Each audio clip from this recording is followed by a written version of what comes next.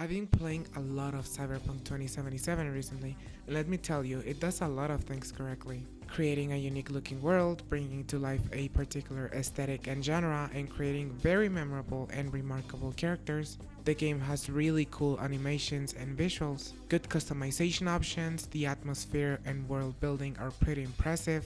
The first person camera work is beyond expectations, super nice, and it has great side quests. The voice acting is some of the best I've heard in some time.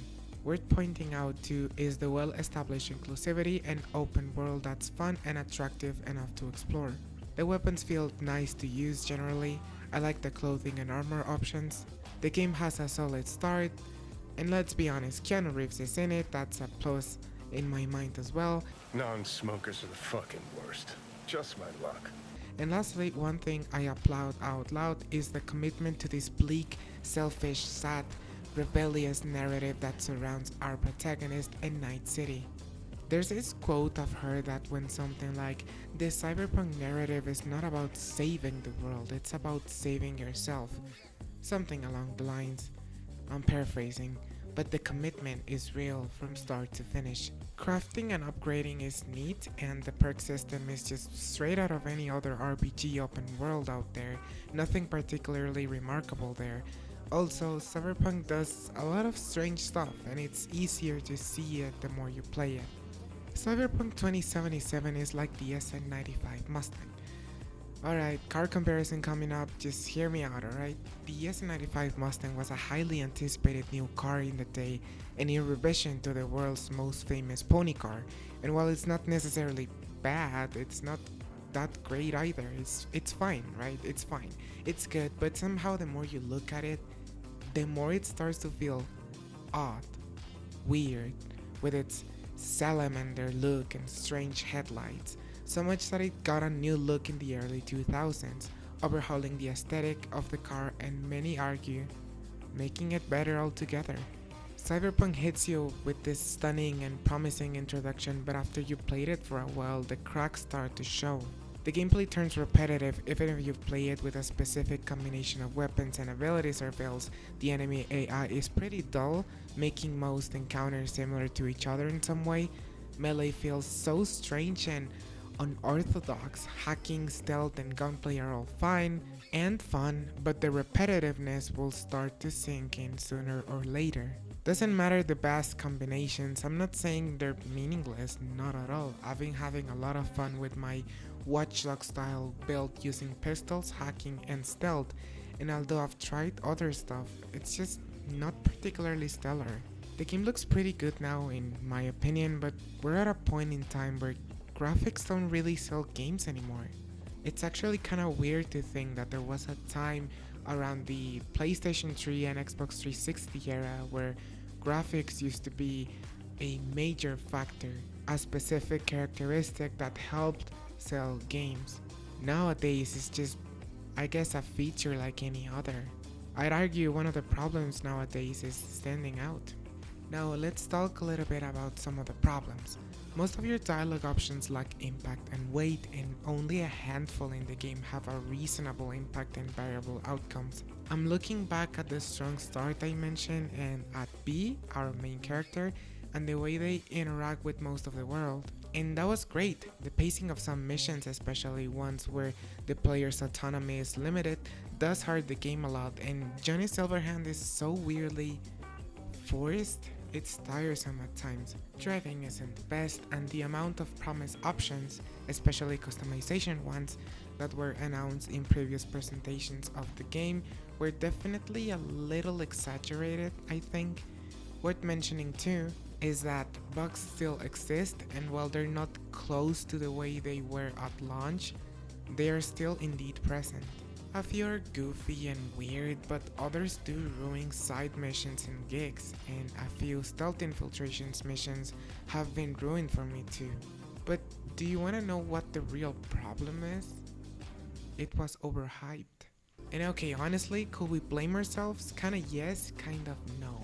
When a video game studio responsible for an award-winning fan-favorite video game series like The Witcher which has proven capable of working with open world games, announces a gigantic futuristic world with the whole core being cyberpunk, a narrative and aesthetic and overall genre that most people are a fan of, and promises lots and lots of features and attach a big actor like Keanu Reeves. You're breathtaking. You get an excited crowd. I'm not even gonna mention the bugs and the mess it was. You're probably sick of hearing about it. Short story, it was pretty bad at launch. And honestly, it's gotten better with patches and looks like CD Projekt Red has plans to continue developing content for the game as far as I understand. Overhype is something that has affected the launch of several games in the past. Remember Overkill's The Walking Dead, Anthem, Mass Effect Andromeda, etc, etc. We can sit here and talk about games that flopped on release for some time, but this isn't the entire focus of the video. Overhype, hype that is extravagant to an excessive degree, to make exaggerated claims about a product or idea, to publicize or promote it excessively. I think we should learn from launches like this to not pre-order games in the first place. There's less and less incentive as time passes. Let's not expect a product to be perfect just because a recognizable and famous studio made it or because a particular person was involved with it. While we might expect a certain level of quality and attributes often associated with them, it's important not to expect the world because no game is perfect and there will always be room for disappointment. I would also like to point out that a lot of employees in the video game industry suffer from the now famous crunch to meet deadlines, and we don't know 100% what is it like behind the scenes.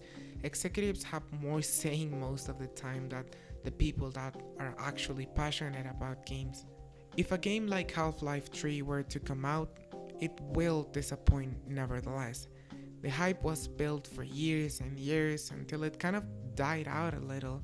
The same thing happened with Cyberpunk. The game was announced a while back and it gave the fans enough time to overhype the game, which is understandable, mind you. Only there's always so much more room for disappointment when this happens. They gave us years and years and years for our imaginations to run wild with the game. Look, I don't want this video to be all bad. I urge you to give it a try for yourself too and form your own opinion, and do not get discouraged by reviews or negative videos.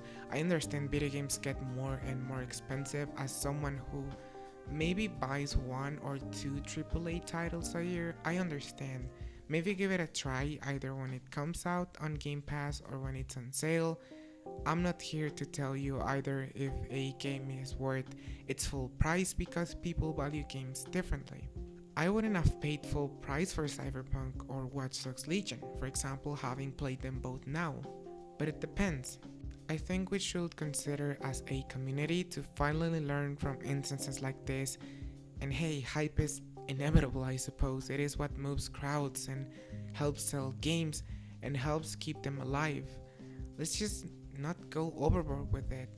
Oh, and Cyberpunk, it's pretty fine, by the way.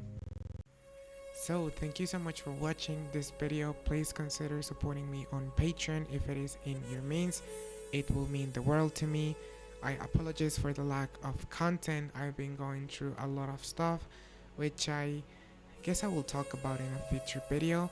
But anyways, I just wanted to talk about Cyberpunk 2077 since it's the game I've been spending the most time with. And well, take care of yourself, and thanks again for watching.